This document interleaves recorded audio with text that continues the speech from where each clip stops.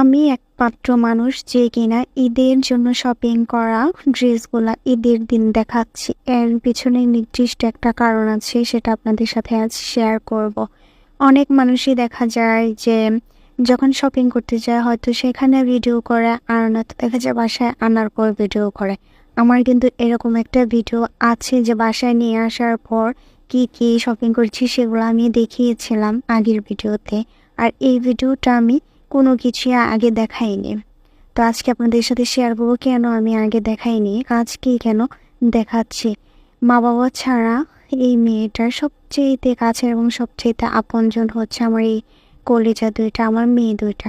তাদের জন্য যখনই আমি কেনাকাটা করি তখনই আমার মনটা ভরে যায়। আমি সবসময় চেষ্টা করি আমার মেয়েদের জন্য সর্বোচ্চটা করতে, আমার নিজের থেকে। আর ওর বাবাও অনেক চেষ্টা করে।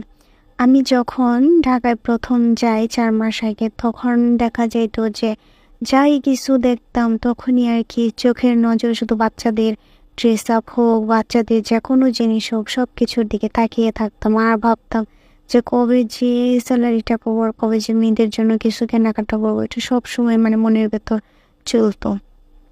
আমার এই পৃথিবীতে আমার মেয়ে দুটো ছাড়া যেমন আমার কেউ নেই। আমার মেয়ে দুটোকে আমি আমার নিজের থেকেও বেশি ভালোবাসি, কিন্তু সবচেয়ে দুর্ভাগ্য বিষয় হচ্ছে আমার মেয়ে দুটোকে নিয়ে আমি একসাথে থাকতে পারি না। যদি ওদেরকে আমি ঢাকায় নিয়ে চলে যাই, দেখা যাবে যে দুজনের একজনকে অবশ্যই বাসায় থাকতে হবে, আর নয়তো দেখা যাবে যে সমস্যা হবে অপরিচিত জায়গা। তার জন্য আমার মেয়েদের বাড়িতে রেখে আমাকে ঢাকায় থাকতে হয়। এটি আমার সবচেয়ে দুর্ভাগ্য। কিন্তু সবচেয়ে নিশ্চিন্ত থাকি যে আমার মেয়েরা ভালো আছে। আমি যখনই খোঁজখবর নিই যে না, ওরা ভালো আছে। আর আজকে ঈদের দিন এই সবগুলো ড্রেস আপ ঈদের দিন দেখানোর মানে হচ্ছে, আমি আগে যে ভিডিও করেছিলাম আগের বারে একটা ভিডিও ছিল, সেই ভিডিওটা ঢাকায় থেকে করেছিলাম। তো নিহানিশার জন্য যা যা কেনাকাটা করেছিলাম ওরা আর কি পরদিন ভিডিওটা দেখেছিল। তো তখন আর কি সাথে সাথে আর কি বলেছিল যে আম্মু কি কি কিনছো এগুলো দেখাও, ভিডিও করলে ওগুলা দেখতে। ওদের কাছেও যে মন খারাপ লাগে, আমার কাছেও খারাপ লাগতো যে মেয়েদের যদি না জানাতাম, না শুনতো যে এই জিনিসটা কিনছে, তাহলে হয়তো বলতো না। আমার কাছে আছে, আমি যে কয়দিন পরেই নিয়ে যাই, নিয়ে দেবো, তখন যদি দেখে সেটা আলাদা বিষয়।